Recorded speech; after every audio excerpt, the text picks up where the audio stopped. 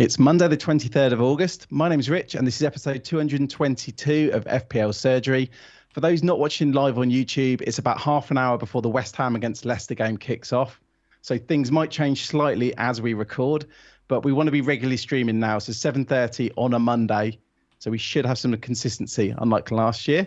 And as always, and more importantly, I'm here with Dave. Hi, Dave. Much more importantly, thank you very much for having me, Rich, as always. Headlines today. We've got some belters today. Have Chelsea smash the template? Best strikers, game week 3 captaincy, and word for word, this is what you've written on our schedule. Lots and lots of community questions this week covering Man City assets and budget defenders. So those are our headlines, and I'm very much looking forward to that. I couldn't get it on the screen, to be honest. I just wrote questions. If I'd known you were going to read it out word for word and blame me, I would have written it properly. But lots and lots of community questions coming up, guys. But first, we have a guest, Rich. We do, yeah. So this week's guest, she's from Norway. So it's basically the home of FPL. In her first 2 FPL seasons, she finished 20k and 13k. So welcome to the surgery, Sophie. Hi, Sophie. Hi. Thank you for having me. No, thank you for coming on. I know most good FPL managers seem to be from Norway. Is there a reason for that? People always ask me that question, and I have no idea what to answer, because I think it's just people are good, and because of we have a lot of good podcasts and everything like that as well. So there's a lot of information available for Norwegian players, and they love the Premier League. So are these like secret Norwegian podcasts that people like myself just are unable to listen to? Yeah, because it's in Norwegian. It's like secret source of knowledge that only Norwegians can unlock.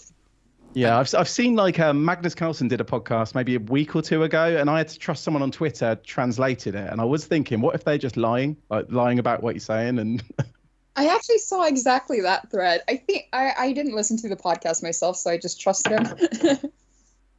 I would love to find out that someone that's really, really into FPL, like so into it that they decided to learn how to speak a different language so they could get better at it. Like, that's true commitment. I don't think I would ever get to that point, but Rich, I could see you doing that, like studying it on Duolingo or something, like 1 hour a night. Learning Norwegian. Go for it. I believe in you, mate. You can do it. You can do anything, Rich. Believe it or not, I'm not that dedicated. I'll just trust people's translations on Twitter, and that'll do me. But thank you for coming on, Sophie. Obviously, we've got quite a bit to discuss today, and I guess before we even begin, we should mention we're recording on Monday, and there's this government meeting on Wednesday regarding quarantine, etc. Mm-hmm. So a lot of stuff can change on Wednesday. So we're going to have to be careful with certain players. I keep reading different stuff. Like I heard earlier, Bowen and Benrahma may be out of game week 4. Salah may play game week 4. It's a bit of a nightmare. I mean, Sophie, how are you adjusting to all this news? Are you just waiting for Wednesday? Or? Actually, yeah, I'm doing exactly that.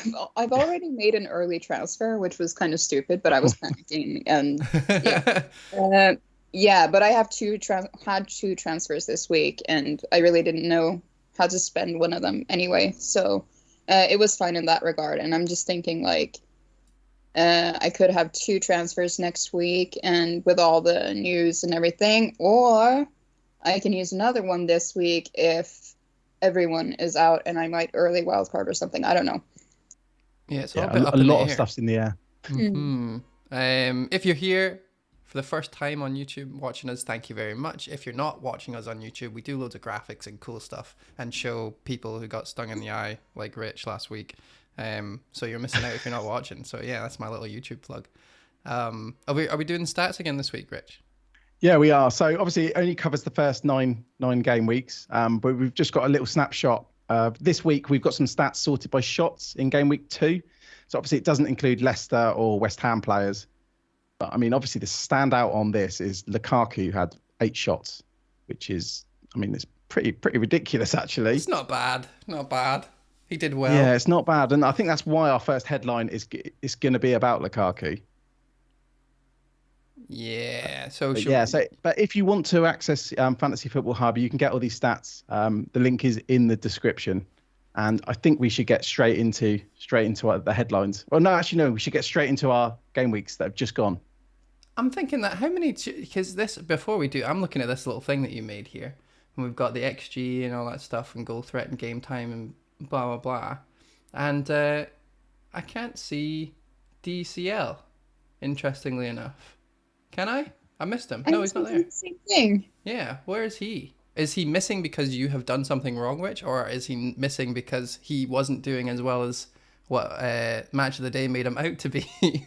I might have done something wrong here. Yeah, okay, good. I'm glad it's just you, because I was like, he is my transfer target for this week, and I'm excited to see what stats from him. Rafinha doesn't look right either. You know what? I'm just gonna ignore. Do you know what? I had a very long week. We'll cut this bit from the audio podcast. I was at a stag do this weekend, and yeah, I'm not feeling too great, to be honest. And I was doing this earlier. How'd it go? How was the stag? Clearly, it was Reading lost in the 98th minute. Oh no. And then and now I've messed up that whole segment on stats. So we won't even use that for the audio pod. No, it was good. There's like Lukaku's at the top. That was the main thing. And that's why his picture is on our thumbnail. Yeah, we can get into Lukaku when we move into the first headline. So we go straight into our game week's just gone. So Sophie, did you do any transfers this week, and how did you do? No, I did 0 transfers this week. I'm doing all right. I still have 3 players to go, but I'm at 40k at the moment. So it's pretty awesome. Green arrow. I'm on a red at the moment because I had a flying start last week. So I'm hoping to reach a good rank at the end of this week if Benrahma, Antonio, and Barnes deliver. You've got a lot of players playing tonight, yeah. So I do apologise. You're having to. That would have been quite a fun game to watch with 3 FPL assets. So do appreciate you being here. But maybe by the end of the episode, you'll be like top 10k. Yeah, and I could be like really happy. You could like hear my mood change throughout the episode. So, yeah. I like that you've went for the Sufal bench because you've got Barnes there. I guess you probably would have done that anyway, though, right?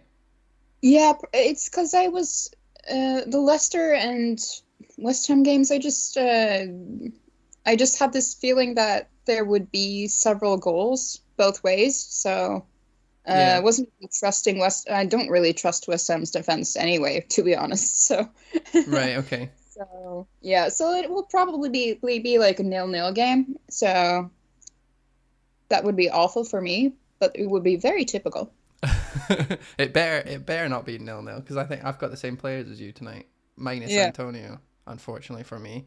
But what you said, you were off to a flying start. How many points did you get last week? We were all on like near 100, right? 112. 12. Jesus, that's so good. Yeah. No wonder you said it 4AK. Oh my goodness.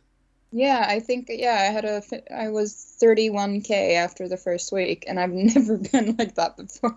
It's good. It's a really good start. My only good season, which I'm still riding off 3 years later. I hit the same thing, and you just kind of stay there, and it's great. And you don't have to really like chase or do anything. It's magic. It's a magical time.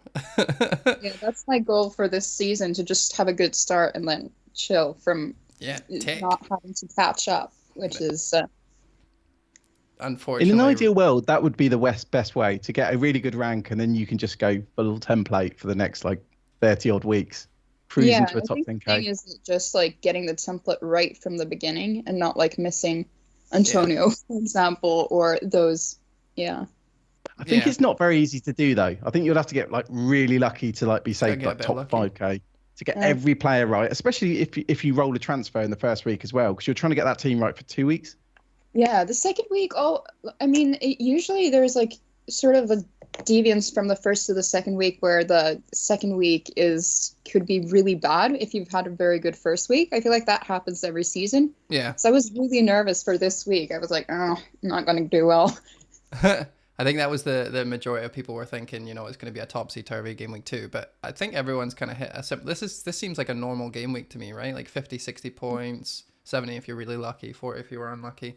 And then you've also got 3 players still to go. So well done. And we'll move on to, is it my team next? So it's on to you, yeah, Dave. The exact same points, the exact same everything, except for no Antonio tonight.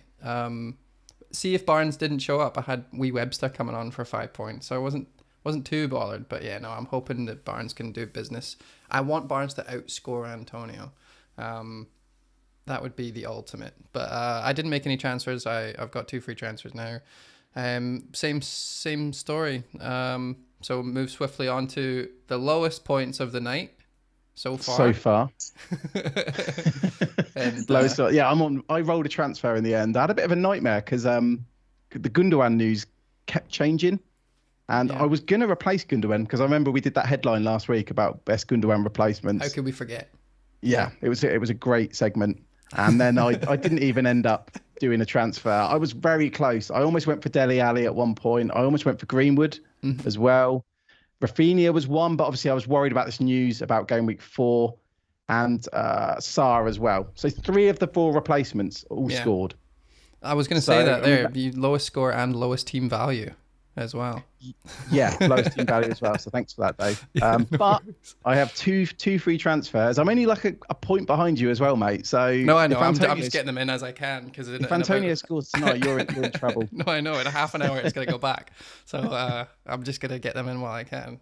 Keep that rivalry up. I'm happy I rolled. Like I showed a bit of patience there. So that's a tick in my box, isn't it? So to speak. Well done. Yeah. All right, so shall we do the first headline then? Get straight into Chelsea. Yeah, I wanted to before we go into everything, because we don't always spend time, thanking the Patreons. So I just actually wanted to take a little bit more time today just to thank the Patreons. I was a Patreon myself long before I was ever even a guest on the show. And without those Patreons, we wouldn't have been able to get the graphics done. We've upgraded our audio. Mm-hmm. Our videos got slightly better as well. And more importantly, it stopped us having to do we've had some pretty, I don't want to say dodgy, some lucrative yet dodgy offers for, for sponsorship. And sponsorship. I was wondering where you're going with that. Like, obviously, we're partnered with Fantasy Football Hub, which we appreciate, and the link's in the description below. Mm-hmm. We want to do stuff that's relevant, FPL merch, for example. So yeah, I just wanted to say thank you, really. And we'll be doing regular Q&As, and I think we're doing one later in the week as well. Yeah, me and you. So it's just little things, but we appreciate the support. And now we can get into the headlines. Yeah, I put up on the screen the membership stuff just in case you're curious, and there'll be a link and all that stuff. But yeah, let's do patreon.com/FPL Surgery. There you go. All right, so Chelsea's first. Let me have a wee look. Yeah, so basically have Chelsea smash the template. We had a lot of questions about that, didn't we, Dave? We did. 1, 2, 3, 4, 5, 6, 7, 8, 9, 10, 11, 12, a million questions. Mark, Michael Linday, Paul Goldsmith. Do I have to read these all out? I really don't want to. Well, what we do, we'll work through them gradually. But I think it's good if we just all have a chat about Chelsea, really, because we can start with the first question, and we'll come to you, Sophie. So Mark's basically saying Chelsea look absolutely incredible in both defence and attack. Do we need 3 of their players before the Liverpool game or soon after? So I know you said you already did a transfer, Sophie, but are you looking at Chelsea? I am, yeah, but I won't be able to fit anyone in until for next week. But I do think that, and people are sort of scared, or not scared, but some people are saying that, like, oh yeah, it's Liverpool, so you don't really need Chelsea assets for the Liverpool game anyway, but they did not look very stable at the back against Burnley. So I definitely think that Lukaku can score 1 or 2 goals against Liverpool as well. Mm-hmm. Not to be rude to Liverpool fans, but yeah, so I can't get him in, right? Anyone from Chelsea in at the moment, but I'm definitely looking to get Lukaku in at some point. And I think actually... three Chelsea players, that's fine, but they do rotate so much at the back with their defense that it's so hard to get that right. Yeah, it's going to be difficult because obviously James hauled and did really well, but I think the only people who are really going to be bringing him in are people who aren't too bothered about the fact that he might get dropped. And I know, Rich, you had a lot of fun with him, and you, I guess, Sophie, had a lot of fun with them last season. So for people who not only are aware of the rotation, but then also were burned last season, it's going to be difficult for anyone to jump on their defense. But did you look at any of their midfields as options? Because obviously you could probably afford 1 or 2 of them, but what do you think about their midfields? I'm actually preferring Mount to Havertz at the moment. Yeah. But that's basically because of the rotation again. Uh, Yeah, the it's golden very boy. hard to say that any Chelsea player is nailed because probably the player that will play the most is Lukaku, but I also think that Mount is pretty close up to him. But those two are really the only Chelsea players that are potentially all right FPL assets that I see as somewhat less rotation risks than the rest. I don't know about you guys. Yeah. Yeah, I agree. I think Mount is probably going to be the most nailed, even if he's a bit boring, isn't he? But that's not necessarily a bad thing. You know, if you can get those steady 6 points every week. It's funny, Reece James, because he annoyed me so much last season. I actually, and I hope I didn't get these stats wrong, because for people listening on the pod, you might not realize I got a few stats wrong earlier. But yesterday, I looked this up because I remember every week I seem to be getting like 1-pointers or off Reece James. So 38 Premier League games last season, and he made 7 cameos that were 45 minutes or less, and just 3 times he stayed on the bench. Then when you look at it under Tuchel as well, 6 of those 7 cameos were under him, and he only remained on the bench once under Tuchel, and that was his very first game that he was in charge. I think it was shortly after James had come back from an injury as well. So I think the problem with him is he's always going to play, so you're always going to be prone to these 1-pointers.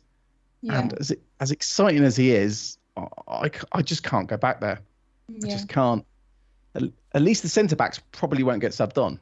I'm gonna bring him.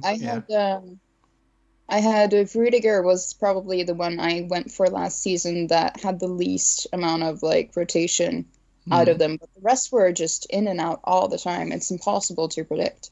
Yeah, I think Zuma might be getting transferred, or they're trying to. So, potentially we'll have a little bit more clarity on who the centre backs. But that's not really fun, right? If they're going to be playing with these flying fullbacks and watching James every week and the fact that you only have their centre back, that would be so rubbish. And you want their attacking fullbacks. I'm going to transition back into your team, Sophie.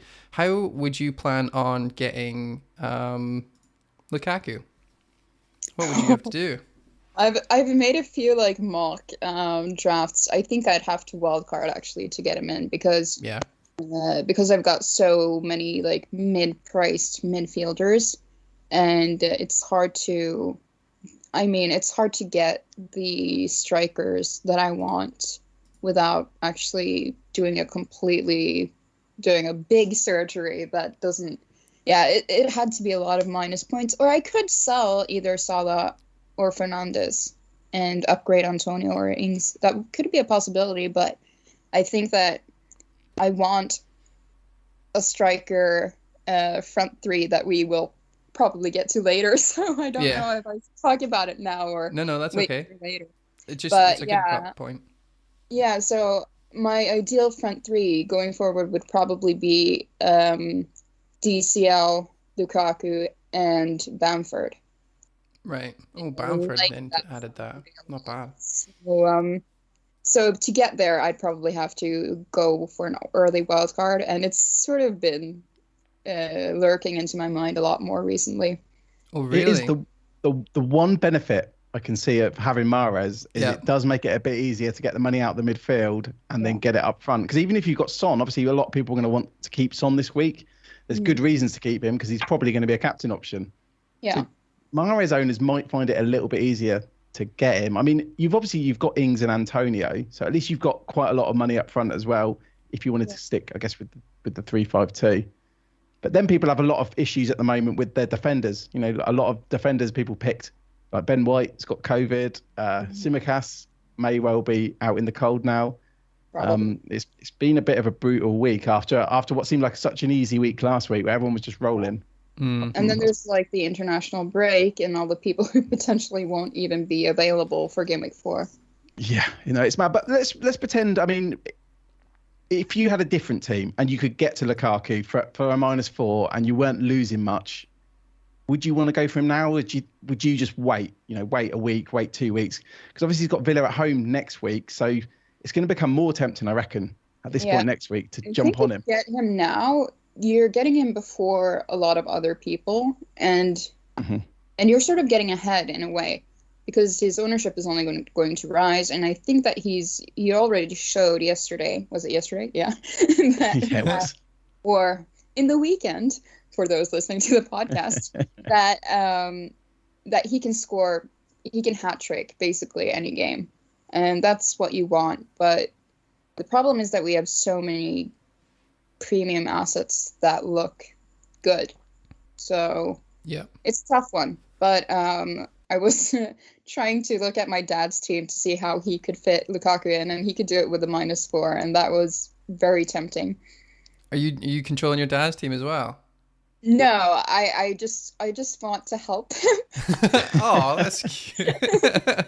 Amazing. We just kind of answered Paul Goldsmith's question. Use a few transfers to get Lukaku in or wildcard to get him in. I have 2 7.5s, 1 6.5, blah, blah, blah, blah, blah, blah. Yeah, so I think the hard part is deciding when you're going to be wildcarding, because I don't remember who it was on Twitter, but someone said something like, it's annoying that I don't know whether I'm going to be wildcarding for game week 4 or not, because it means I could use my 2 free transfers now to target game week 3 and then wildcard and redo my team and bring in Lukaku. So what my question for you guys is if you were to say that wildcarding is the only way to get in, when would you do that this week with 2 free transfers? The fact that you have 2 free transfers kind of feels like you're wasting one just to wildcard, but I don't really know. What do you guys think? Rich, go first. Me, I mean, I can't see a reason to wildcard this week. There just seems to be too much stuff up in the air. I mean, obviously the Kane situation is still not sorted. I'm sure we'll get onto him later as well, but that's not sorted. We've got all this stuff going on with this red list with players traveling abroad. Yeah. I can't see a reason to do it. I'd rather do like a -4 or even a -8 if you had to do it, if your team was in a total mess and you had some random players that not a lot of many people have. Because I mean, obviously I think the biggest problem people might have is defenders, so I'd put all transfers towards them before anything else and just try and get to the international break. What about you, Sophie? No, I'm thinking the same thing. I think it's a bit risky to activate the wildcard now when there's so many questions open in the air.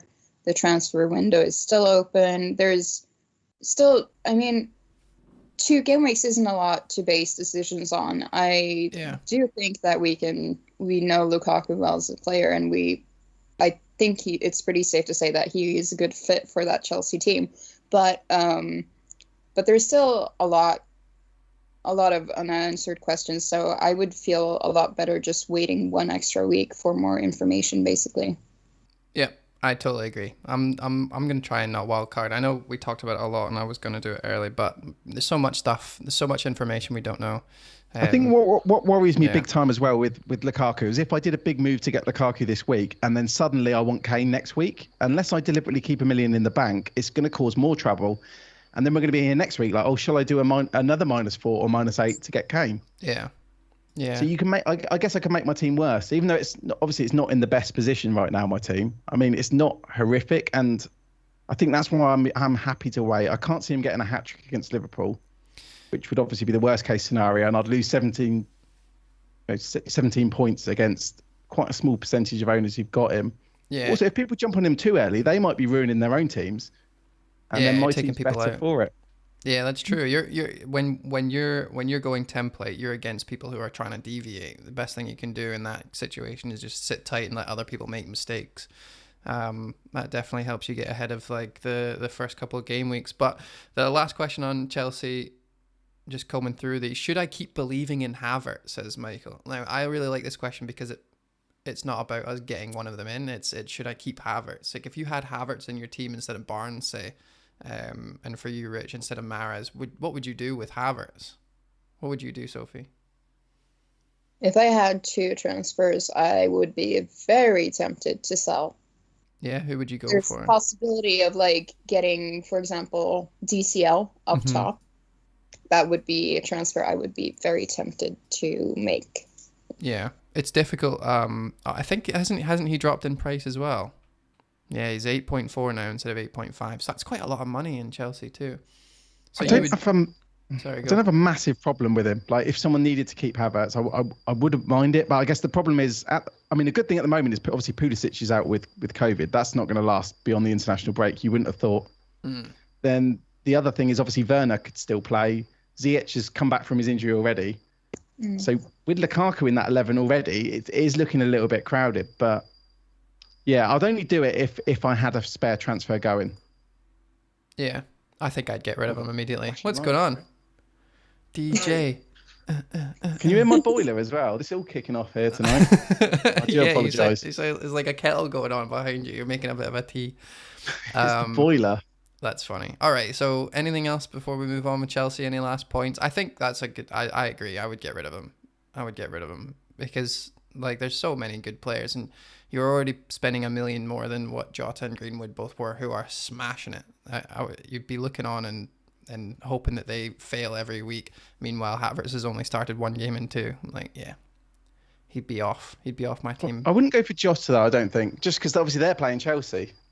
Oh yeah, no, I just mean it'd be difficult to like spend $1 million more than these guys. It's funny with someone like Mahrez, because I actually don't think there's that many good midfielders standing out right now at that kind of price, unless you drop down quite low. Oh, I see what you're saying. Yeah. Like from between 6.5 and 10, there's only the 6.5, 7.5s, but no one after that. Yeah, I think once you get beyond 7, I found it quite difficult actually. Until you get to like the Brunos or the, Salahs. You could get to Mount though from Havertz. Yeah, what's he? 7, isn't he? Yeah, and he's less of a rotation risk. I'm sort of like, after watching highlights from the Chelsea game, I was sort of like thinking, maybe he can become more of an exciting asset this year because of Lukaku being in. Because he gets more assists when there's someone to finish them. Yeah. So I'm sort of like trying to look at these playmakers who might actually increase in appeal due to the strikers.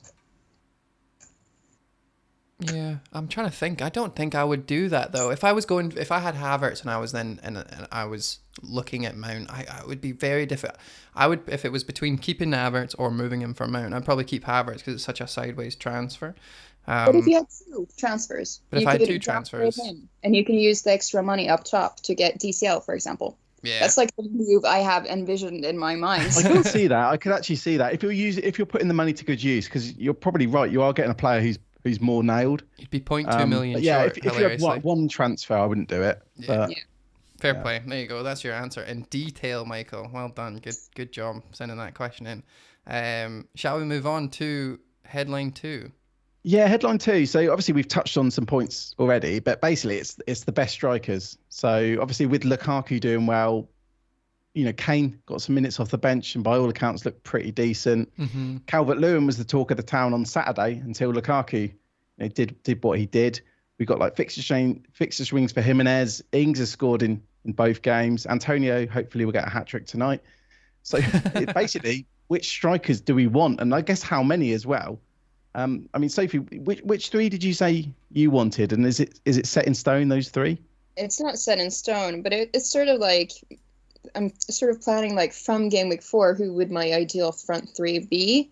And that's sort of with the fixture swings and everything. I would like Bamford, Lukaku, and I would like DCL.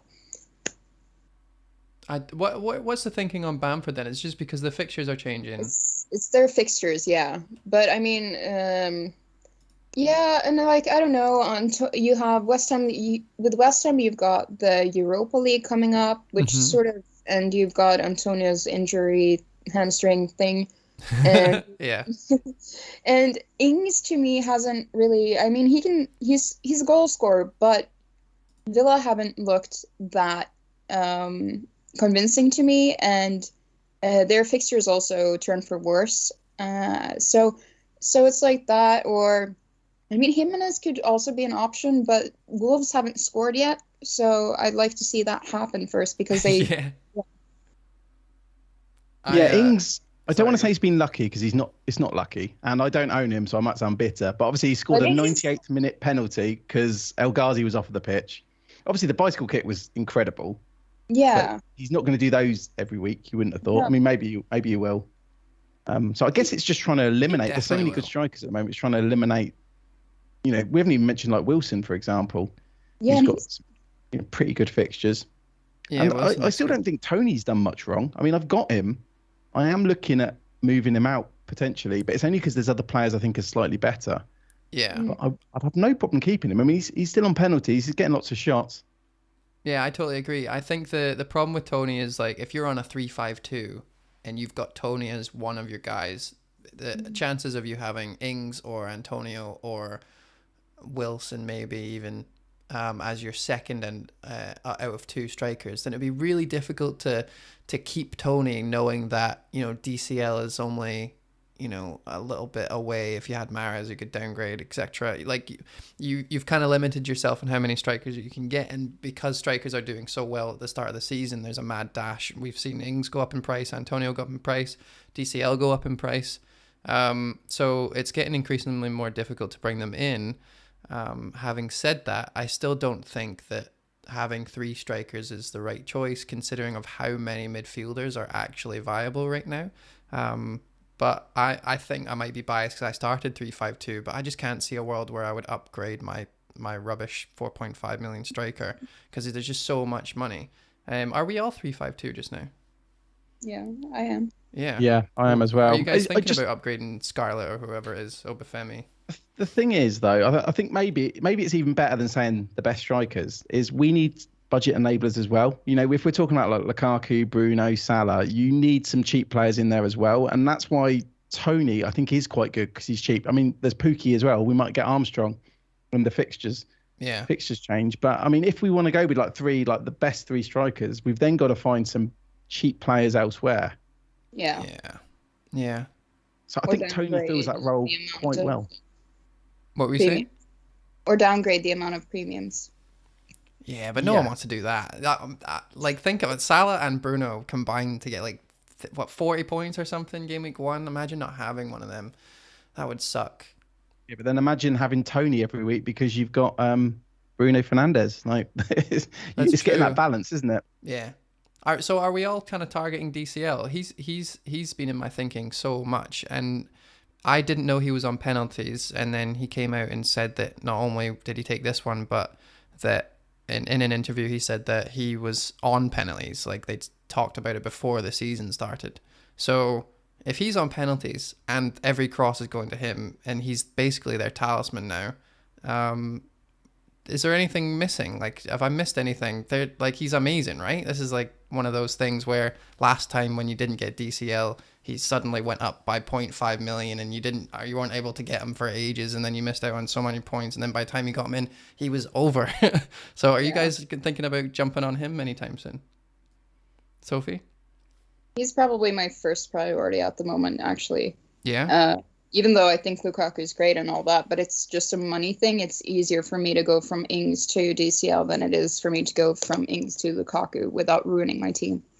So he's basically number one. Yeah. Is it Ings that you're going to be getting rid of?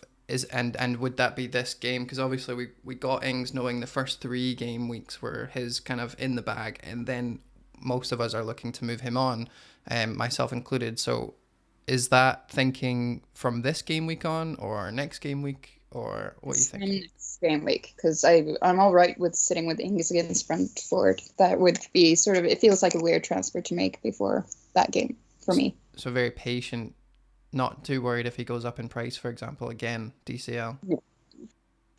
We'll get the money somehow. We'll find it. I think, you know, DCL, he's a brilliant option. Obviously, he's had a lot of shots. It's been 2 pretty easy games, to be fair. But now we know he's on penalties. The problem I got with him is the price.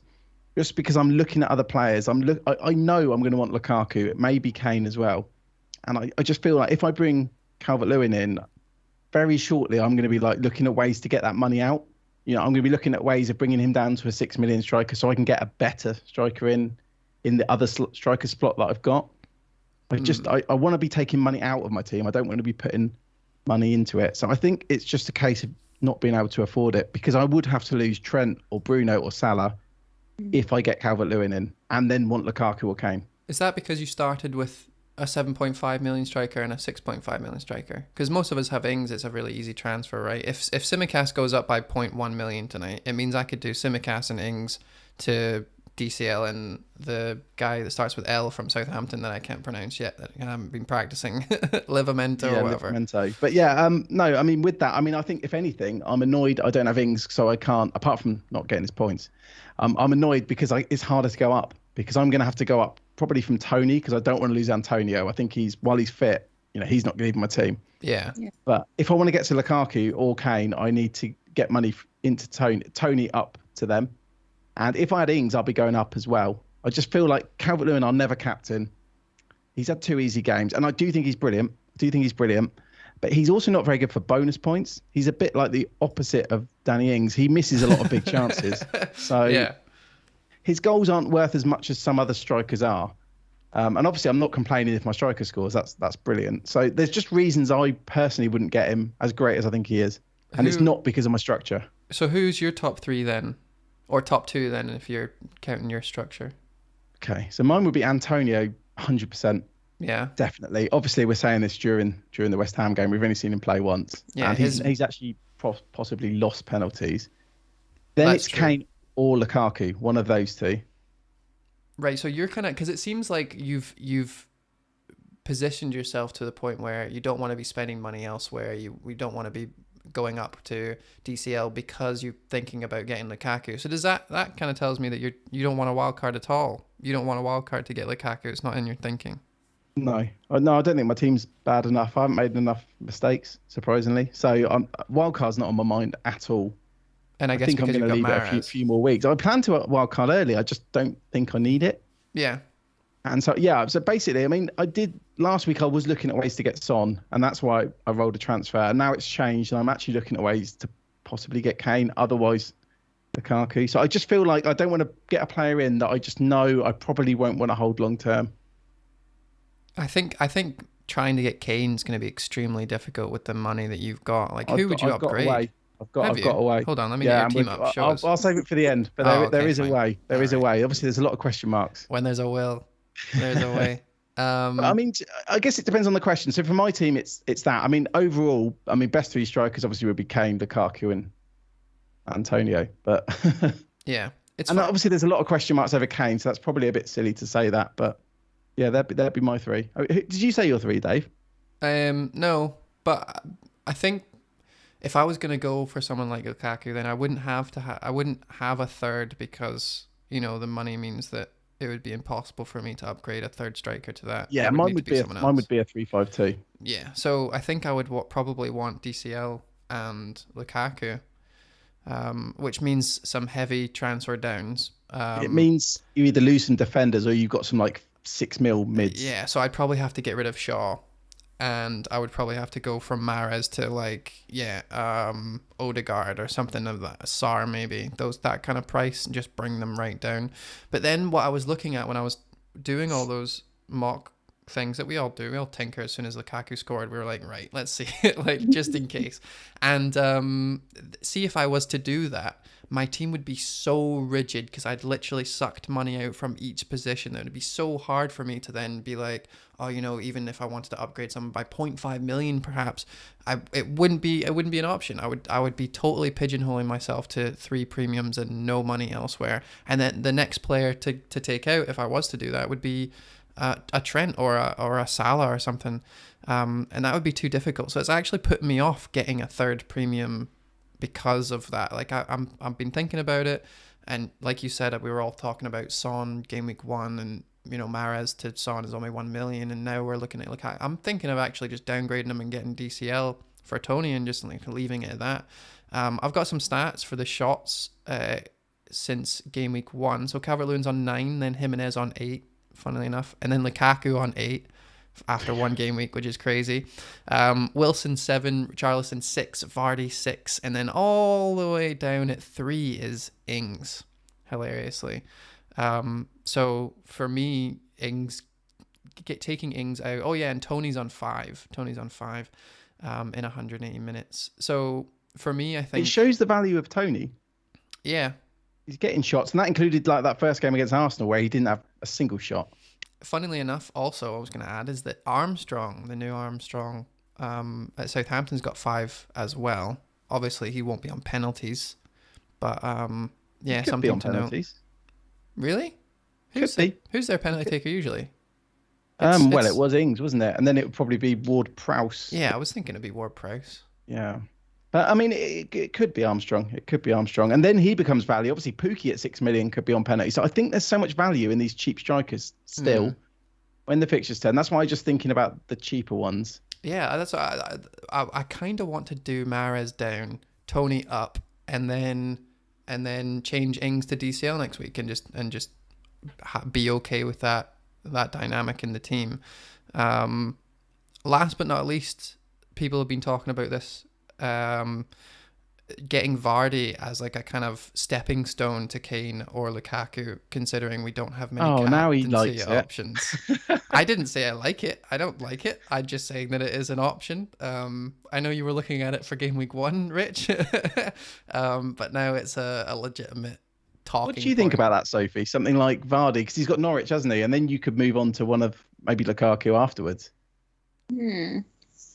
Yeah, I guess it's if you got the transfers, then that's fine. But it's also, the sort of thing with like selling, prioritizing transfers where your team needs it, like taking out the weakest link instead of players that are actually doing fine and have good fixtures. That's sort of my thing. Like, why would I sell Ings before Brentford, for example? Or I mean, that depends on who you're eventually or considering taking out for Vardy.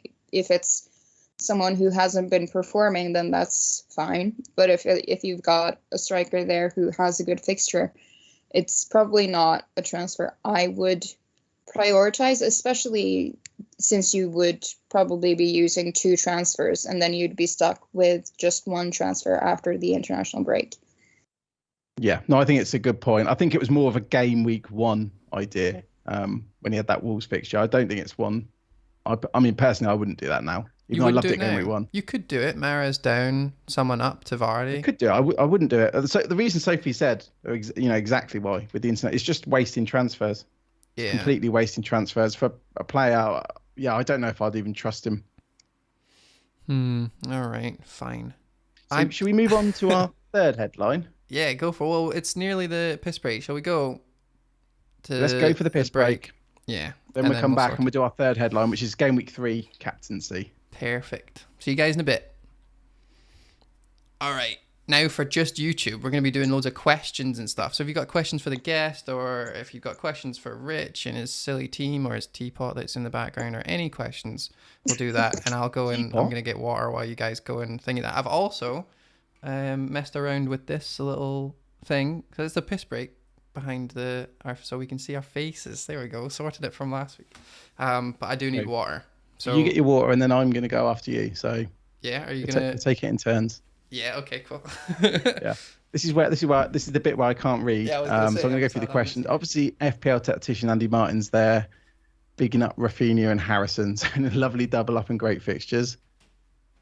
And Xavier as well. Harrison, I really like if Rafinha has gone in international.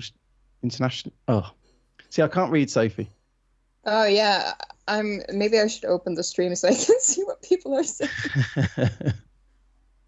Are we Michael saying thanks for his question. Oh, we are. Okay, wow, that was me hearing myself. What's that? You just seen it's working? Yeah, just heard us laugh. That wasn't. Let's see. Harrison, I really like if Rafinha is gone on international duty. Harrison. And Rich remind Dave he set up a game week 1 draft with Vardy in it. That's true. Did you? Yeah. My very first after we recorded. Nah, my very, very, very first draft had Vardy in it, because I wanted Kane, but I didn't know what Kane was gonna happen. We didn't know. And then as soon as I reshuffled my team, like it was the very first draft, and he was out. But I did tweet that. I tweeted it. Rich for pointing that out. I never knew that. I'm going to look back and see when you're taking the piss out of me. I'm going to go for 1 second. Yeah, go for it. Veltman off until international break, says Ron Frost. Who do we swap him for? Well, that's a great question. And you can't really do Duffy now. He's went up in price. Do you have Veltman? No, have you got Veltman? No, you have White, don't you, Sophie? Yeah, I did the early transfer thing yesterday, and I got Cody instead. Oh wow, that is a big jump. Because there's like Yeah, what 4 or 5 players that we're all talking about, and Cody is not one of them. Is there? Have I missed like Cody chat? no, there's been no Cody chat. Okay, This was good. just, I was like, do I get Duffy? I was considering Duffy, and then I was like, okay, but Wolves have been, they were fine in defense last season, and they've been all right so far. So I was like, who are nailed Wolves defenders because their fixtures are looking nice. So I don't Yeah. know if it's a terrible transfer or not, but I probably shouldn't have done it because White didn't go down in price, and I sort of forgot about the international break when I was doing that transfer Mm. because I was panicking because of the COVID thing. And I was Oh like, yeah. okay, so he's going to miss several weeks, so there's no point in me having him for his good Good fixtures. And then fixtures. I realized that he's having COVID during the international break, and the next game I wasn't going to play him anyway, so Yeah. No, it makes sense. I mean, to be fair to your transfer, I'm looking at Arsenal and they are on the fixture ticker for the next 6. They're like 10th, maybe 11th, and Wolves are top. yeah, and they haven't been looking all that great in defense either. Oh, Arsenal, yeah, four goals. Sorry, we did a sneak peek about transfers. That was my fault for asking Oh, that's all right. questions, but Oopsies. but no one will know in the podcast. It was all fine. Tanganga is a 4.5 shout, says Xavier. I agree. Duffy 4.5 to 4.1, maybe fine for a few games. There was another. Who was it that just went to Norwich? Do you think he'll play? What's his name? Nico Williams. Yeah, because he's Liverpool, right? He's 4.0. Is he not? I don't. Isn't he Manchester He's United? he's 4.0 Brandon Williams, but I don't know because obviously they've got Aaron's on the right, so he'd have to play on the left. And he plays for Norwich. They do have nice fixtures coming up. I'm annoyed Duffy rose.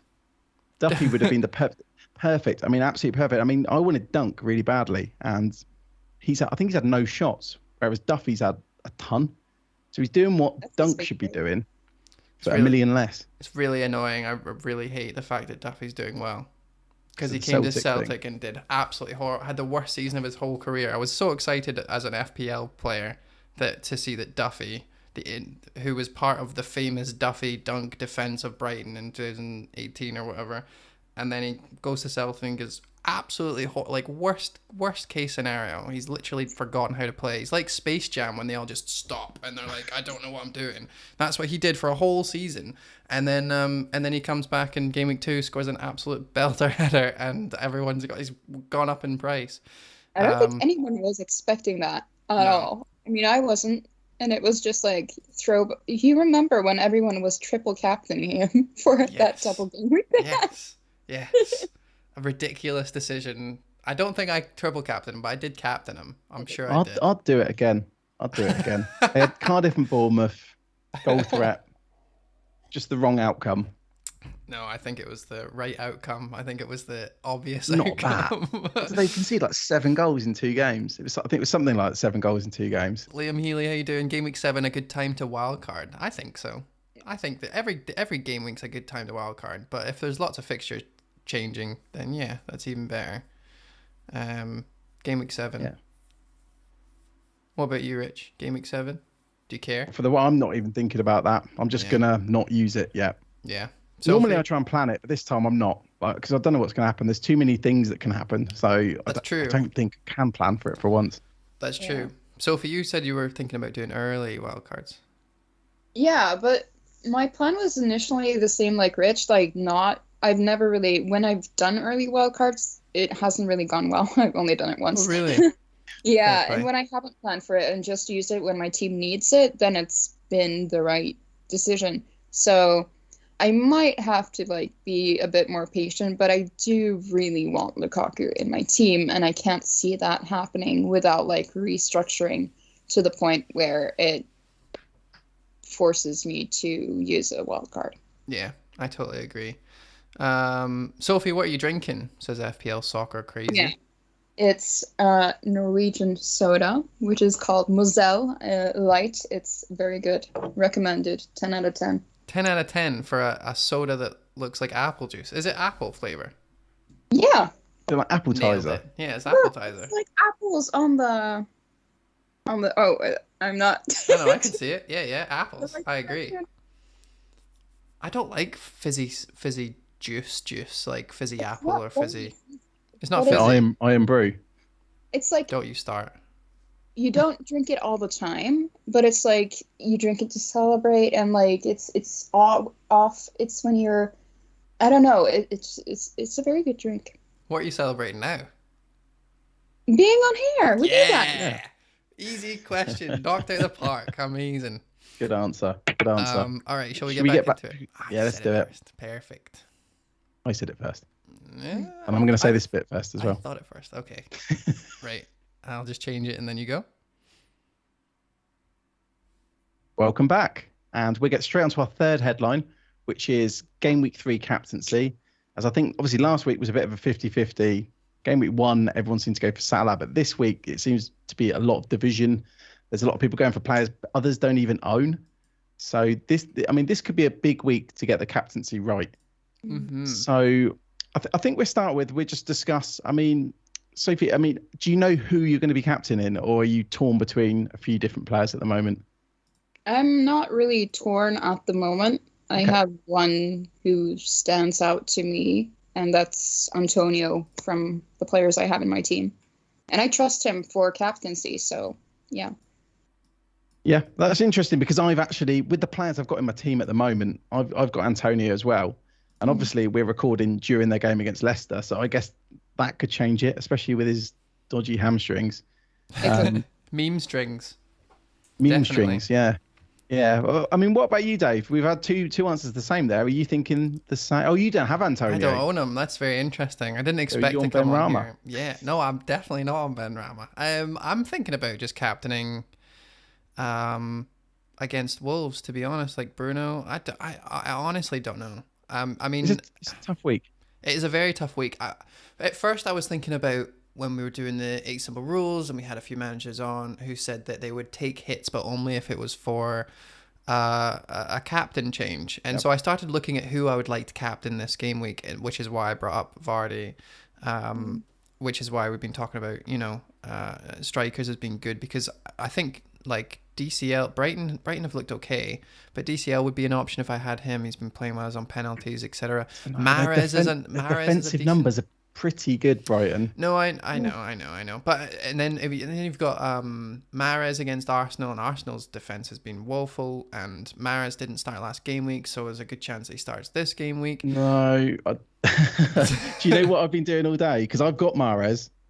And so I've been scouring every Man City article I can find, like the forums, Man City forums. I've been reading people's opinions. And apparently Jesus did so well on the right wing. Oh, a lot really? of people think he might play there again. And then looking at Mahrez, I went through all his Premier League games last season and obviously this season as well. He only seems to play on the right for Man City. So if Jesus, has someone scored? Yes, Benrahma assist. For Fornals. There we go. Yes. Live. But yeah, so if I go for give me that apple juice. down the apple juice. I'll get my water on the go. But yeah, sorry to interrupt you with that, Dave. It's just with Mahrez, I just think Jesus won't. Oh no, that's a good point. Jesus might play over Mahrez, and there's enough doubt in my mind now that I might actually sell Mahrez. Yeah, you my made original me think plan about was that. to roll. All right. Jesus was incredible. Has been incredible. So there's definitely, I think they have a point. Yeah, no, I totally and that's agree. what because I had the day off work, so that's what I've been doing. When I've been on my phone, I've just been reading the Man City forums. The amount of messages I have received about football today from Rich has been incredible. I've never seen the man work so hard. And then at the end, it was like 5 o'clock. You messaged me being like, "Yeah, I've been off today. I don't know if you could tell." It's like, yeah. Mate, I had to mute you. I had to mute your WhatsApp. So I'm okay, keen fine. for game week 3, all right? So Man City's out then. I don't really have any options to bring in. Sorry to burst your bubble there. No, that's fine. I'm glad. So I don't really have any. I'm just going down the fixtures. Aston Villa versus Brentford. I probably wouldn't captain Ing. Well, what about Ings? Brentford's defenses look pretty good though. 2 clean sheets. Ings is popular. I'll tell you what. If you put the screen up that I sent you, Oh yeah. It's quite useful actually. Well, I think it's useful. So the hub have got a prediction tool. So for how many points players will get in game week 3. Then I've gone on Miko Topram's algorithm and put the points that he's got as well. And I mean, basically, I've just very simply added those together to give them a score. And Mikel's algorithm obviously is brilliant and is very accurate. However, his captain algorithm isn't normally out until about a day before the deadline. So it is only based on currently what we know now. So Mikel's could change dramatically, to be fair. And obviously, you can access Mikel's algorithm at patreon.com/transfer algorithm. And we're going to have him on the show in a couple of weeks during the international break, hopefully. But just for the audio listeners, we've got Kane and Son are actually top. So what we've done is, like I said, Hub give a rating of 8.4 points to Kane. Mikel's algorithm gives him 6.3. Added them together, that gives us 14.7. Kane and Son are clearly ahead of third place Antonio. Then we got Bruno, Ings, Vardy, Salah, Wilson, Dele Alli, Bamford, Bowen, and Mahrez. I am not good enough at math to tell you why live on a pod without making myself look dumb, but I reckon math people are going to hate that you added those together. I mean, the other way I could have done an average, because obviously they're based on different things. I mean, if you want an average, you could just half the total, because it's an average of 2, and I haven't got a maths degree. No, it's okay. It's all right. But yeah, no, this is interesting. So Kane and Son, that's a good reason why to bring in Son for Mahrez, though, and downgrade someone like Shaw. I've been wanting to downgrade him since I put him in my game week 1 team, to be honest. Antonio, I'm really upset that I don't have him, because you guys will have him. He'll be a heavy captain. It's going to be even worse than today. But Bruno's still up there quite a bit, which I like, because he's my captain just now, I think, or he's been the one on my mind. 11.7. He's only just behind Antonio, who's got a much better fixture. Are you guys not worried about like captaining a premium? Are you not worried about? Obviously, Bruno's going to be highly captained, where you're going to be sitting on Antonio. Does that worry you at all? Anyone? No worries. Sophie? I mean, the price. Sorry, I mean the price doesn't impact on me at all. The price doesn't matter. All that matters is points. And there's a lot of interesting things here, because obviously Hub project Salah, for example, at 4.2. Mikel has Salah a lot higher in his algorithm at 6.28. I mean, he's basically Mikel at the moment, and it could change. He's got him about fourth in his, whereas Hub's got him a lot lower. Yeah, like a lot lower. But no, it doesn't bother me at all. And I might be captaining the premium player anyway. I've just really, it's who are the best captains, and it's just surprising. Spurs are home to Watford. They are above and beyond using this ahead of players like Antonio, Bruno, Ings. I mean, Sophie, does it change your opinion at all on Antonio, or just reinforce it? Actually, it reinforces it, because I don't have Kane or Son, and I don't really see myself getting them either. And I was a bit surprised Antonio was so highly up there. But Antonio and Bruno, or actually Greenwood, have been the 3 guys that I've considered. But I just think, like, if you disregard the price and just look at the fixture and the player, I think Antonio could be a good shout. And I like Palace as a fixture better than I like Wolves as a fixture or an opponent for my captain to face. Yeah, no, I agree. And it's also just Kane being top of this. This is why I'm thinking. And I mean, Dave mentioned it earlier, obviously, with the 8 simple rules, a lot of top managers are saying they only really do hits if they're bringing in the captain. So, and obviously Spurs are playing, I think it's on Thursday as well. So I might want to see what team they put out there. Because if it's a load of kids and Kane, it's a lot more risky. Or if Kane actually looks like he's going to sign for City, it's more risky. But this is why I'm actually thinking maybe I could get Kane in for a hit instead of Lukaku. Yeah. Captain him. And then it's easy to go to Lukaku if you've got Kane. Or you've got Kane, at City if he does get sold. And his fixtures at Spurs aren't bad. I'm so excited to see how rubbish your team's going to look of you trying to get in Kane this week. You're like, I've got a way. I'm like, no way. It's going to look horrible.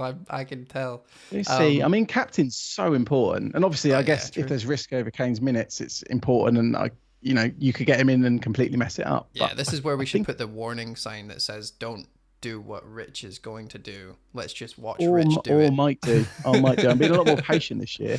Yeah, so far, Game Week 2. Oh, that's also something I wanted to point out with the thing that we've got on the screen is that this is based on Kane having 2 games but only played a little bit of minutes. This Son played 180, but Antonio, as per when this was screenshotted, had only played 90 minutes. So this is based on 1 game for Antonio.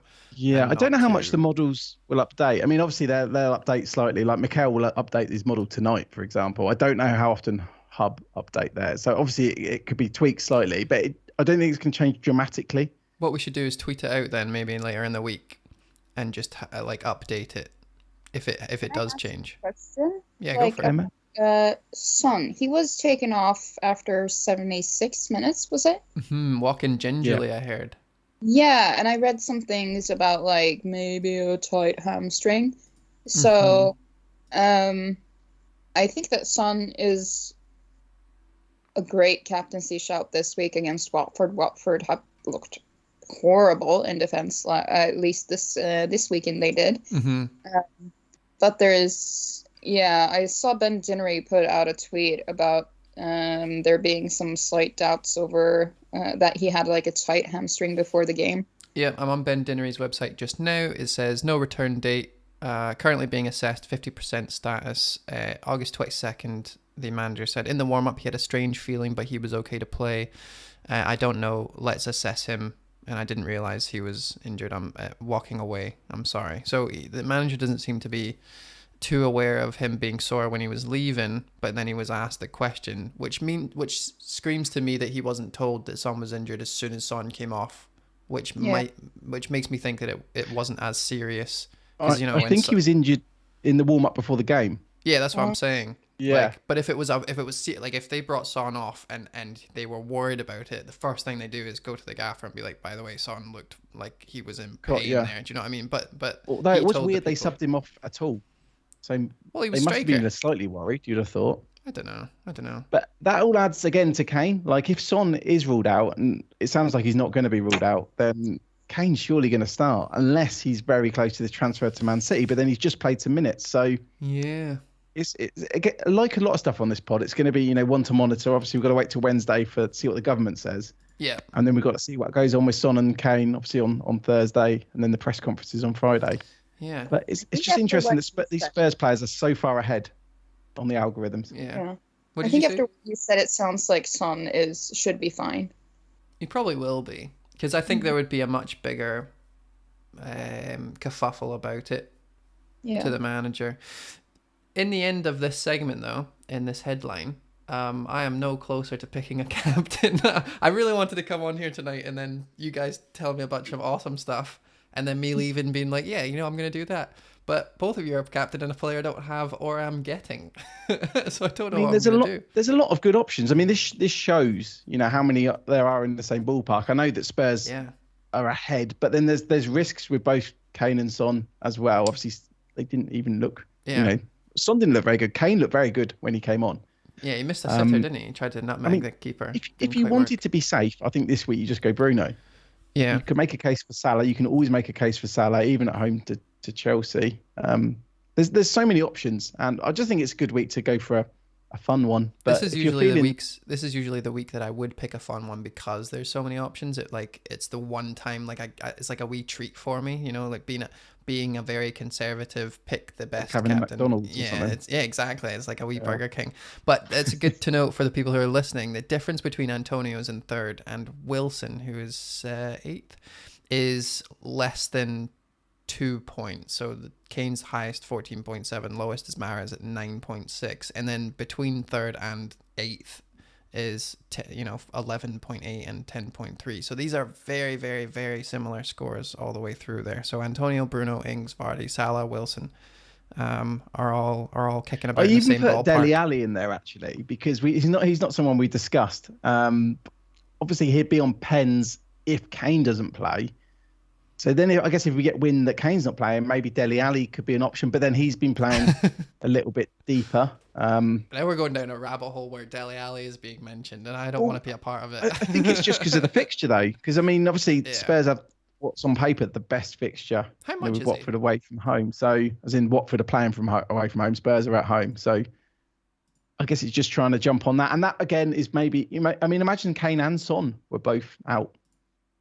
Then you might get Dele Alli up top. That'd be crazy. He's 6.5 million. He's the same price as Rafinha. That's too much. I want Rafinha. All right, cool. Just double checking. We're talking captaincy, though. We're not talking, people might be bringing players in for this week and then getting rid of them. That's true. That's true, for sure. Yeah, so I think it's a good week to, if you pick your captain, a lot of people might not own their captain right now. Maybe you don't own your captain, Dave. Yeah. Yeah. If you want to join the Patreon, sorry, not the Patreon League. If you want to join the FPL Surgery Podcast League, the code for that is 4U2742. Obviously, we're mid-game week, so we don't have the updated league tables. But I'm sure we'll have that back again next week. And now we've got a few different... Well, actually, we had a lot of questions. So we're going to try and get through as many as we possibly can. So we will start with FPL Boet at Anfield. We've sort of covered this already. So in your views, which formation is showing more value right now in optimizing your points? 4-3-3, 3-5-2 or 3-4-3? So we did have, that discussion on it earlier, but just to clarify, so Sophie, which formation did you think was, best at the moment? And obviously this can change every week really, can't it? But at the moment, I prefer 5 in midfield because there's just so much value in those cheap midfielders at the moment. Yeah. Totally agree. And you with that as well, Dave? Yeah, 100%. But then also, I would say that if you were 3-4-3 right now, then the best you could do is 3-4-3. Like, I don't think I would be chopping and changing my formation game week 2. I think that's a wild card decision, or maybe at max if you're like really, really, really need the money and you're downgrading and you've got the 2 free transfers. But I don't think that I would. I think the optimum strategy would be to keep what you're doing just now because that's what you've started with, and it would be an overhaul. And we're not at overhaul stage yet. I mean, game week 1 was great for most people. Game week 2 has been pretty good for most people. We're all in the same kind of ballpark with points. I don't think you need to deviate too much from your original starting point. No, I think it's a big, like as if you're doing a mini wild card or something, then maybe you look at changing formations. I do think maybe 4 at the back will become more popular as we're trying to squeeze more premiums in. You can get these like 4 million and 4.5 million defenders that you can actually start, and then you can get more premiums in. Yeah. So I was looking at 4-4-2 pre-season, so I agree with you both. 3-5-2 at the moment, but it could well become like 4 at the back pretty quickly. Yeah. So we've got a question from Joe, who's saying, would you go with an all-European squad just to avoid quarantine rules? I guess we're going to have to leave that one. I put it in earlier, but I think we're just going to have to wait till Wednesday. I don't even know if I could do that off the top of my head. The answer is no, because there's so many good players. I guess it really is because we need to wait to see what happens because it has played. I would have done Rafinha in like last week if I'd known what was going on, but I didn't. So because we don't know if he's going to play game week 4. But if you say, for example, you did know what was going on before game week 1, would that have stopped you from putting Salah in your team because you would have missed out on the haul? People took Rafinha out last minute on their game week 1 teams. I know, but Rafinha's different, right? Because he's 6.5. There was other options, but like the difference between taking Rafinha out last minute and Salah out last minute would be mental. Like Salah. Oh, but it looks like Salah's gonna. We know that now. Okay, but that's what I mean. We didn't know about him game week 1. But that's what I'm saying. If you did know that he was a problem, so it was the Brazilian players that were the worry game week 1. Okay, fair play. Yeah. Would you go with an all-European squad just to avoid the quarantine rules? No, because I would want Salah. That's how I'm looking at it. Yeah, we move on. So Beastly D, the top 6 in my league, all captain Salah, including me. At what point do I try and go for a differential and moving on? Also freeing up some cash for Son/Lukaku. So should we go to you first, Sophie? Are you considering Salah out in the future? Not really, no. I don't know. I just struggle with justifying it. Because you just know he's so good and has always been, and he always has the potential to hat-trick. But, I think this is a season where we could potentially see that there are other premiums that could offer just as much. So it's actually very hard to say no or yes at this point because you've got Lukaku and potentially Kane as well.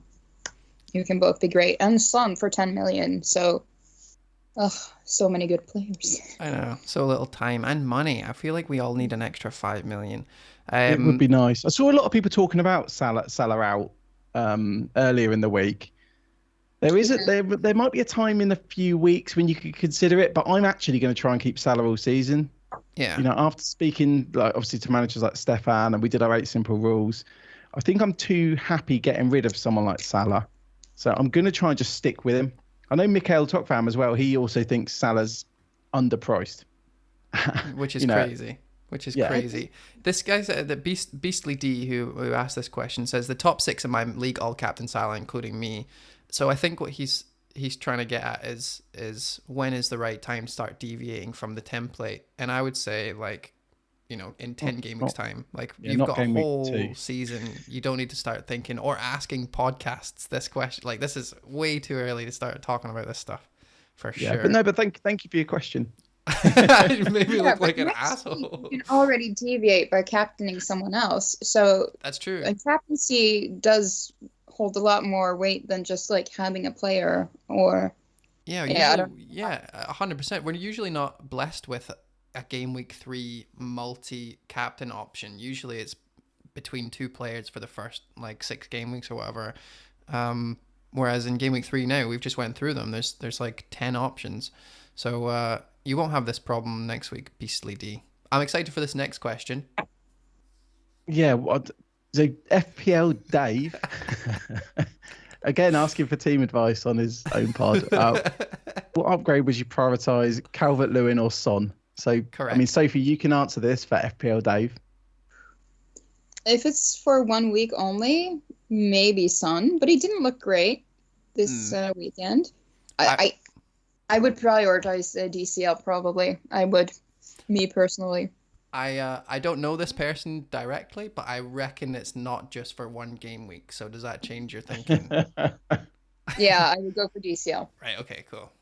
Yeah, me too. Nice. I think I would do that too. I'm not answering that one because this person's 1 point ahead of me. Mate, answer it. You better answer it. I'm going to be very upset if you don't, or I'm not going to start writing questions in, and I'm going to boycott the podcast. You're going to start making burner accounts and start asking questions. Aye. What, seriously though, what would you do? So, because you've got Mahrez, right? So would you want to go up to Son or downgrade him and get DCL in? I'd go for Son if I was going to captain him. But like I said before, I do like DCL, but obviously I've got my own idea in my head that I definitely want a premium striker. Yeah, and we will so get to it'll be Son in, but then it would be Son out quite couple of weeks after that, really, and then you're delaying getting Lukaku or Kane. Yeah, I'm actually very, very close to getting Son in just for a week because of what we talked about today with the captaincy. The captaincy. Yeah. I mean, that's why I'm looking at Kane, because I mean, I might not have Kane long. It might go straight to Lukaku, but it's just chasing that captaincy, and I mean, it can go wrong, can't it? You can bring someone in for 1 week. Bruno scores a hat-trick again. It's like, oh, why did I do that? But it can also go very, very right. Yeah. And the other thing about owning Son is that my team would look a lot like the Iceman's, and I don't know if that's a good thing these days or not.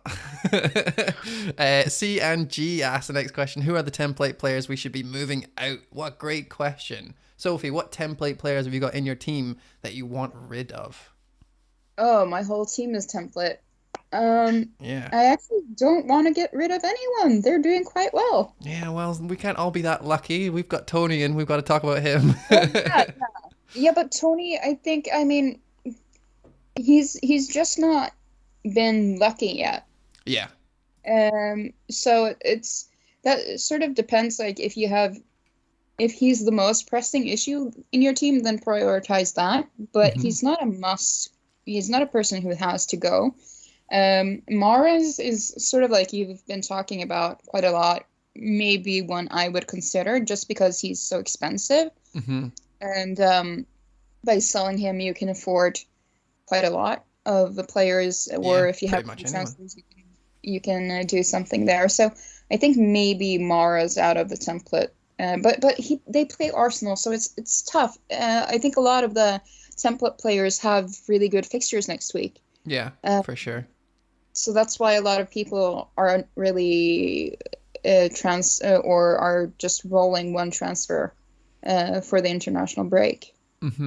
Yeah, I agree. The problem is the international break is soon. We don't want to be doing too much and mixing too much. But like Rich, you said that Jesus looked so good that he was potentially going to be playing right wing again, which is really annoying. So Mahrez seems out. But I wouldn't say Mahrez is totally template, which is what the question. Like, I wrote a little thing saying that I wanted to get rid of, like, who's on the chopping block for me was Mahrez, Tony, Shaw, and Tsimikas. Tsimikas, obviously, because he's probably not going to play Game Week 3. Shaw, I know he's great. I know that he has done really well. He got 2 bonus despite, you know, not getting any returns, not even a clean sheet. Like, I get it, guys. I'm not anti-Shaw before you all start shouting at me like Twitter did. However, he's 5.5 million, and I could drop him down to a 4.5 million, and I could upgrade, you know, Tony to DCL or whatever. So the difference is you're talking about selling template players to enable you to get other players. So obviously the players you're mentioning they haven't done anything wrong. No, I know, but that's the problem. Like, with this question is great because there hasn't actually been that much poor quality for the template players. No, exactly. And Sophie's right with Mahrez. Obviously, I get what you're saying, Dave. Mahrez isn't template, but it's probably as close to the template as you can get for a player you like need to get rid of. And even then, it is Pep, so he could play. He could sting. Even Gundogan, he's obviously not as popular as Mahrez, but he's still quite owned. I would keep Gundogan, but I might need to move him on for other reasons. But he's been taking set pieces. He was quite unlucky not to return. Even the own goal, he was following the ball into the net. He was never going to get to it, but you know, he could have returned. So Gundogan would be a player I'd be happy with. So actual template players, I don't think anyone you need to sell really, apart from Tsimikas. Okay, he's not template. I thought maybe more people owned him because I'm just reading now. We're not watching the game, so it's hard for us to actually say how players are looking. But based on what people are writing, Barnes isn't doing much again. But he's not really that heavily owned, and he faces Norwich next week. So, I mean, if he's bad against Norwich as well, he's out of my team, definitely, because he's been a weak link for 2 weeks now if he continues to look bad this game. Yeah, and he's got Norwich next, so it'll be obviously it's going to be really difficult for people to take him out. You don't take him out before Norwich. It would have to be after Norwich. What if his price is dropping? Yeah.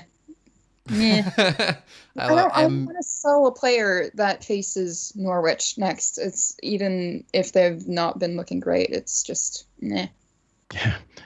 Let's move on because we've still got quite a few questions to get through. We'll try and get through as many as we can before we move on. So Emma said in our Slack channel, lovely having Sophie on the pod, encourages more women to take part in the FPL community. My question is, how do you give your team the edge when the Twitter template is so strong and widely adopted? And do you use stats for this? This overlaps quite nicely actually with Kaz's question, which is thoughts on XG. So what kind of stats do you use, and how do you get an edge? I don't use stats. No. but I sort of do it, but like indirectly, because I listen to you guys. I listen to tons of podcasts, so I sort of get the numbers through you guys, and I trust your judgment. Yeah, so even though I got the stats wrong at the start of the pod.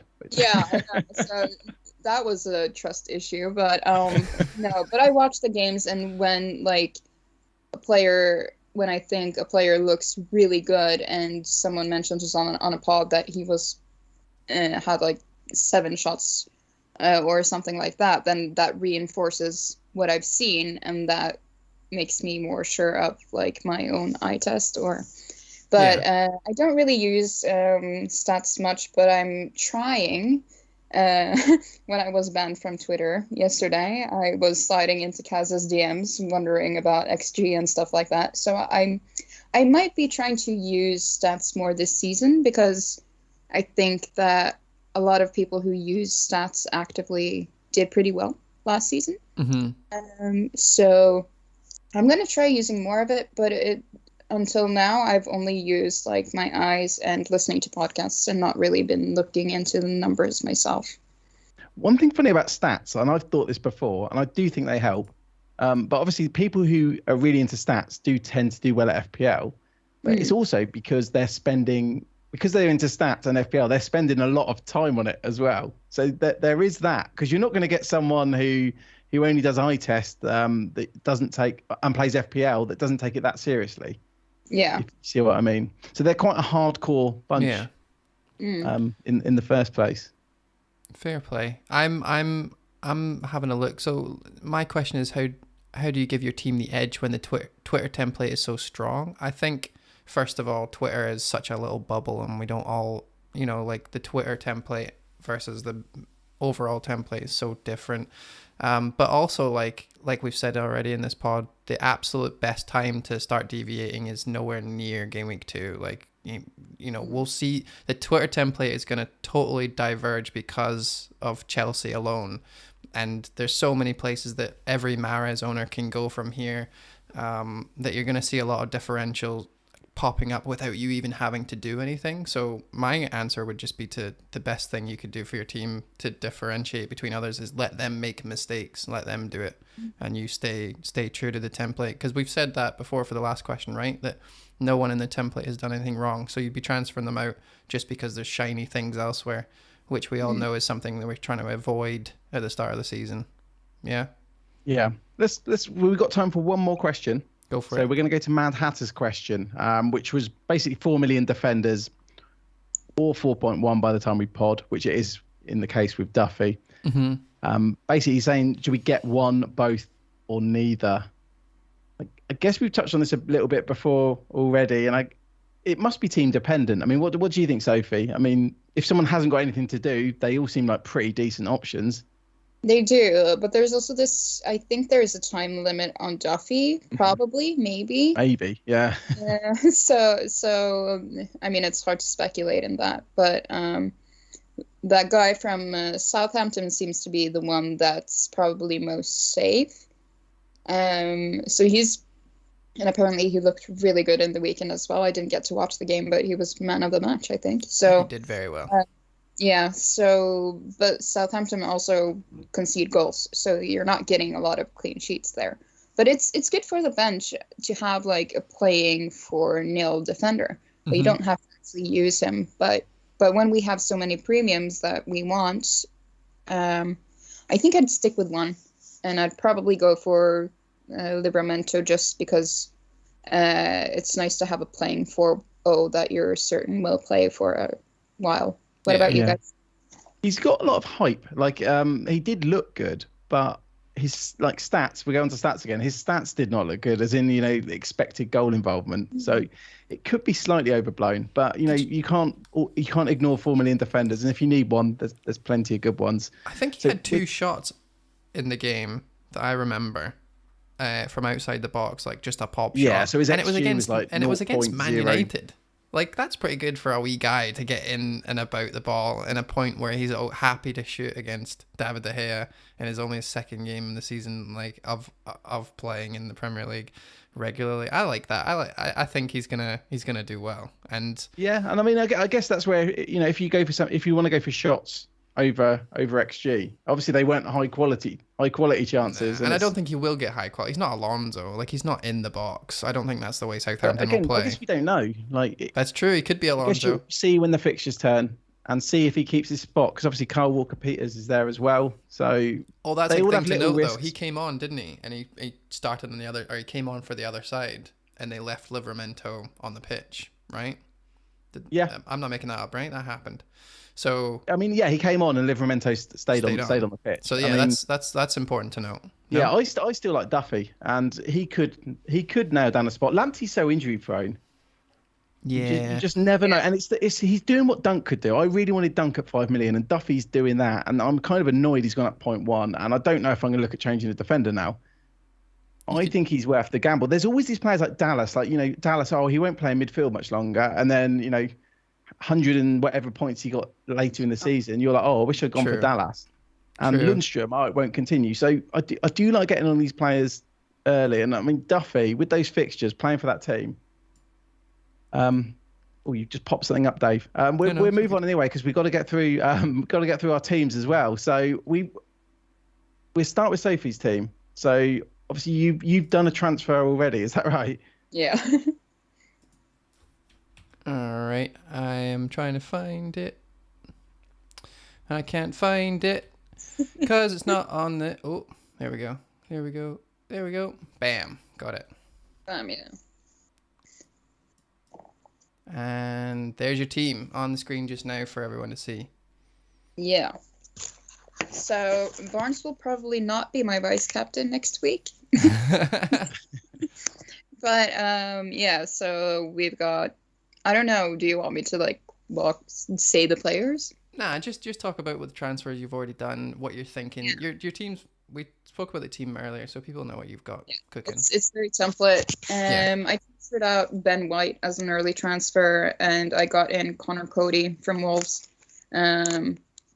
Not really planning on playing him this week, but didn't really have any transfers that looked like I needed to make this week. So transferring out Ben White for him made sense because Wolves have nice fixtures from game week 4. So I was sort of thinking that might get a defender who I can play going forward. So that's basically why I went for him. And other than that, all my players have decent games next week, basically. Yeah, so such an interesting transfer. I checked the hub fixture ticker, and in the next 6 games from game week 3 to game week 8, I think it was, Wolves have the best fixtures. So yeah, there's a decent shout. They haven't looked terrible. They don't look very good at attack, but that was kind of their thing last season as well. But just for a cheap defender, I like it. I mean, Troy always getting the stats, isn't he? Yeah, I also heard that he might be going to Spurs. Rumoured to Spurs, That'd be great. I would well buy him. That'd be amazing. But are you thinking of what else are you thinking for your second free transfer? My second tree transfer will probably just be rolled until next week. Yeah, and you're gonna save the 2 so you can have 2 for the game week 4 when the mayhem starts. Very boring, but with all that information with the quarantine stuff, and it just seems like a valid thing to say one. Yeah, and you got Antonio locked in as your captain. It sounds like. Yeah, he's pretty. Yeah, I think so. I don't think that's going to change. Maybe Ben Rama instead, if I want to be extra spicy. That's really spicy, but I like it. I like it. I've done it before, and he got an assist. Well, there you go, sorted. Nice. Is it my turn next? You're up next, Dave. All right. So what ideas have you got from this pod and now we're going to claim as your transfers for the week? So transfers will be Mahrez to Son. No, I don't know. Actually, you know what? Barnes is playing rubbish. And I really don't want him to go down in price because it's only half time. Although they are down to 10 men. Yeah, I seen the tackle too there. I was having a wee look, and it is. Oh, you're watching the game. I thought you seemed a bit distant. It was rough. But that tackle was worth not listening to you. You get. Oh my goodness, it was bad. So he's off, and it is halftime. But I don't think Barnes is going to do anything else with 10 men. So if Barnes looks like he is dropping in price, which I don't think he will because he's got Norwich, but if that is happening, then I will be getting rid of him. Oh, you're such a bad person. But if so that is worth me saving my transfer to the last second for. Other options are for me to wait for Simicast to go up in price and then just do a straight Simicast to Livramento, Ings to DCL, and it would just be to get over it. However, I have got Ings captain just now on my team in front of me. And I do like the look of that, but the problem is obviously, I don't have the Son or the Antonio, who will probably be the highest owned. Brentford haven't conceded yet. Yeah, it's going to be Ing. I'm just trying to talk you out of it. You could make. I'm so easily swayed too. You do you, Dave. Do you. Just captain Shaw and get it over with. Other options for me was to downgrade Mahrez to someone 6.5 million priced, and upgrade Tony to DCL and just sort that out ASAP. And then the last but not least was to just do this Simicast transfer when his price goes up, get that over and done with, and then save my transfer for the week after. Because all my players have good fixtures. The only ones that look dodgy are Liverpool, and I'm not going to do anything with that. And Mahrez now, but now you've told me about Jesus playing on the right. So I'm going to have to sit with that for a bit. And it's Pep, so I mean that could be a spanner. I mean last night I really wanted Mahrez, and it was only when I found out how well Jesus had played, because obviously I was away at the weekend, So I didn't watch the Man City game. I only watched the highlights of it.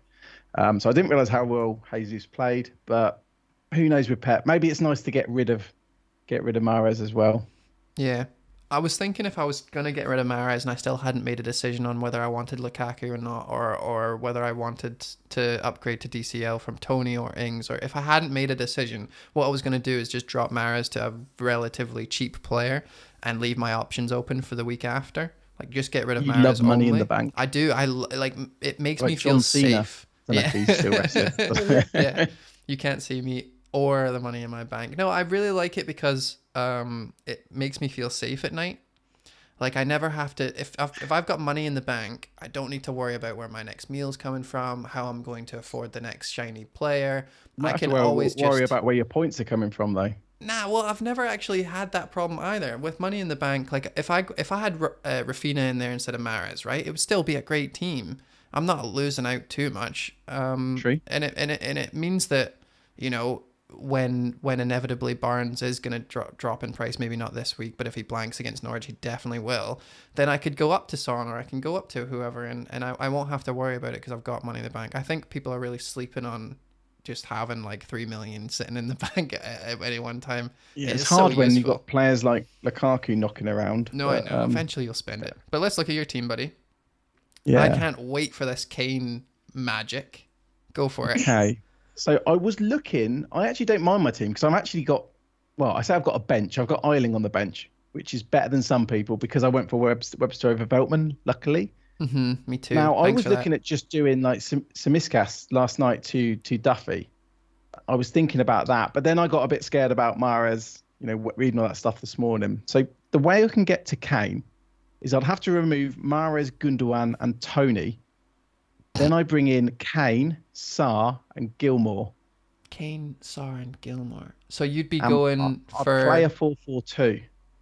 Oh, I'd play a 4-4-2. I'd have Antonio and Kane up front.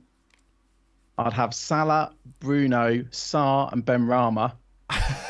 Then I'd play 4 at the back. So Trent, Shaw, Webster, and Eiling. And then a transfer next week, I'd sort that defence out a bit more. Because I could do Simiskas. I don't know why I keep saying his name different every time. Simikas. Yeah, we need to practice. I'd do him to whoever. Wait, so that means your bench would be just pants, the whole thing. Scarlett, Gilmore, I'd have Simikas. Scarlett, Gilmore, and whatever defender I bring in. That's horrible. My only non-playing player would be Scarlett. And it's very short term. This is before wildcard. Like, I'd almost rather have, I could have Salah, Fernandes, and this could change, if I don't think Kane's going to play. But I'd have Salah, Fernandes, and Kane. I'll still have Trent and Shaw. I like the Brighton defenders. I like Benrahma and Antonio. Why not? Like, I'd rather it than lots of little safe players like, Mahrez, Gundogan, stuff like that. And would the wild card come shortly after? It doesn't. I mean, also, another thing I haven't mentioned about this, if I go for Kane, I'd probably end up doing Kane down to Lukaku, which would free up $1 million, which I could then put into upgrading the bench even further. So I'm getting a captain in for a week. I'll probably have to do transfers quite quickly after. So you would have a 6.5 million. No, you would keep Antonio, right? Not Tony. I'd have Antonio and Kane up front. Right. Okay. So Antonio would be 7.5 million. Then you'd have a Benrahma. Yeah. Sarr and Benrahma. Fernandes, Salah. That's 12.5, a 6 and a 6. I'd captain Kane at home to Watford. It's a good captaincy though. It's possible. It's possible, and Kane could still drop as well. All right. What do you think, Sophie? Do it right now, live on the pod. It does sound good though. Like it does look good on paper. On paper, yeah, and it would be paper thin bench. But I mean, it's the only way I could do it. And obviously, I could go straight to Lukaku, but I'd like Kane as captain this week. You'd be cool playing Sarr all the time. Yeah, Sarr and Benrahma, I'd be happy. Yeah. Watford's fixtures get a little bit better soon. I like Benrahma. Okay. And I mean, we get future transfers. Do you know, the only thing I actually don't like about it is I'd lose Tony. I'd actually be a bit sad about that because I think Tony for 6.5 is a very, very good enabler. But then I'd end up having to do a -8 instead of a -4 to keep Tony. And yeah, then I'm getting into silly territory. You know what? Best case scenario for you is Antonio gets injured in the next 2 minutes. Antonio gets injured, his hamstrings go, and then that means you're saving $1 million. You don't have to get rid of Tony. It's Monday anyway, but that's how I can get Kane. I would then have the best captain option. If I don't do that, I'll probably just captain Antonio, like you are, Sophie. I think he's a great captain option, and Dave's going to be in serious trouble next weekend. He'll be fine. We move on to our feedback segment. So our feedback was actually from Sophie. I put it in because I thought it was funny to include the guest feedback. Sophie said, "Great episode as always, guys." So thanks, Sophie. Thanks very much. Like, what do you call it? Brown nose my way onto the pod. Brown nosing, yeah. See, if you write good feedback, you can come on the pod. That's true. Yeah. But if you ask to be on the pod and you don't give us good feedback, then you're absolutely not getting on. Do you know what? I promise it was a coincidence. We were actually going to message you anyway, and then it just so happens you wrote that as well, and it's like, oh yeah, perfect. There you go, sorted. Again, you can sign up for Hub in the description. We've been using all their stats today and their fixture tickers. And I actually messed up the plug earlier in the pod, and I've then mentioned it 4 times since. But yeah, all the stats we've used at Fantasy Football Hub, and yeah, links in the description. And Rich will use them properly next time. Yeah, it'll be easy. It'll be easy peasy. What's the score? Does anyone know? Is it still 1-0? I know we're finishing the pod. I just wanted to double check. If you keep mentioning the score, people listening have already know the score. No, I know. So. I'm just really sad that has Barnes scored his hat trick yet? All right, fine. Finish the pod up. Go for it. Yeah. No, Sophie, thank you very much for coming on. Do you have anything you want to plug? I mean, obviously you mentioned your pod, so how can people listen to that? How can people find you on various social medias? It's like a TV show, but it's in Norwegian and it's on a Norwegian site. So it's called Football. It's on Football TV is what it's called. It's like a Norwegian football web-based That's thing. Cool. Yeah, so platform is probably what you call it. So yeah, I have a weekly fantasy show there with 2 others. It's like actual TV, is that right? Yeah, but it's not like on television. It's like on apps and stuff like that. So we're actually having Stefan, who used to be co-host on the Surgery on in a couple of weeks, which should be fun. And people can follow me on Twitter, which is a hard Twitter handle to say, but it's like Apelsinjuice, so you can try to figure out how to write that. So for anyone who can only speak English like myself, it's kind of like apples in juice, but just spelled a little bit weird. Just spelled really wrong. I kept trying to tag you on tweets earlier and kept spelling it wrong. Because it's like appels, but ELS, and then juice is JUSS. Basically, go on our Twitter. You can find Sophie's Twitter from there. Easy peasy. And we do have a lot of people listening who do speak in the same language as what your podcast will be on. So there you go. You can check. You definitely check it. I'm going to, and I won't be able to know what's going on. I want to have a look. I just want to have a look and see what's going on. You don't know what's going on anyway. I know. That's totally true. But thank you everyone for joining us. I almost thought that sounded too harsh. No, you're absolutely 100% spot on. Thank you very much for joining us in the chat today, listening on your favorite podcast software, and we will be back next Monday, 7:30.